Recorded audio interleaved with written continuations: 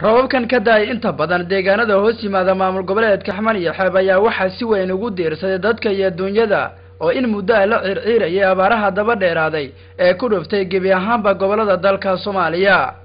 deegaanada ay roobka guga ka curteen ayaa waxa kamid ah magaalada Cadaado ee caasimadda maamulka Xaman iyo Xeeb, degmada Baxdo, Kaxandho, Qofsaar iyo deegaano kale oo kamid ah halka abaarta baanu ay hore uga jirtay.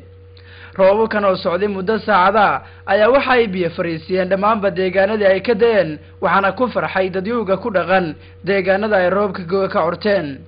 qaar kamid ah dadka ku dhaqan magaalada Cadaado ayaa waxa ay muujiyeen dareenkooda farxadeed ee ay u qabaan inuu Allah uu ka dulqaado abaarta iyo kuleelaha ka jiray deegaanadan.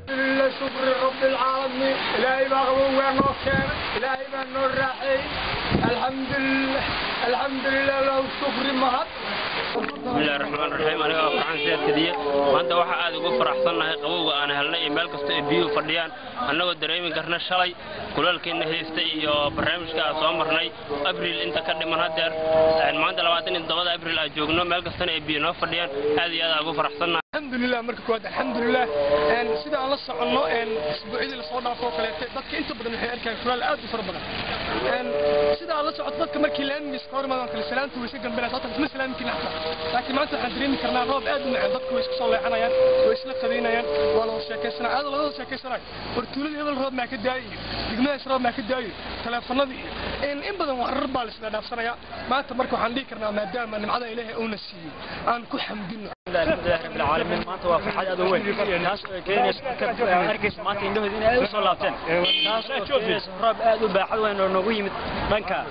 مركي لا ذك فرحة ده ما أنت أي سلام يعني كلام تسوء مد أدو فرح تاسنا أنكو فرح سنة هاي أنا يقلب يوصل لابتين ما أنت واحد دريمي كل أدو فربا حد واحد دريمي عريرين أدو وناقصين. والسلام عليكم. ما أنت الربع يعني وداي إلهي ومهلا سبحانه وتعالى سيدا وقتهاي deegaankan waxa weeye abaar badan oo maaragtay muddo badan ayaa haysay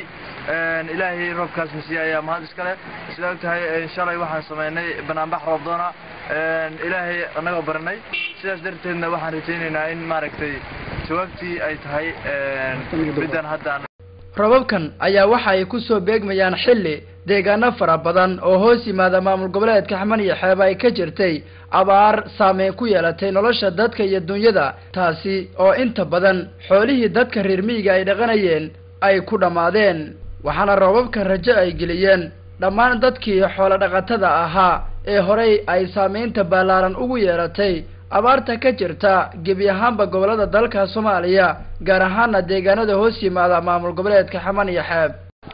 roobkan xoogan maanta ka daay gudaha magaalada Cadaado iyo deegaanada kale u dhow ayaa waxa uu ku soo beegmaya xilli shalay magaalada Cadaado oo ka dhacay banaanbax lagu roob doonayay kaasoo aan looga baryayay inuu ka dulqaado abaarta daba dheeraad. Mukhtaar Xuseen Maalin, TV-ga caalamiga ee Royal Cadaado.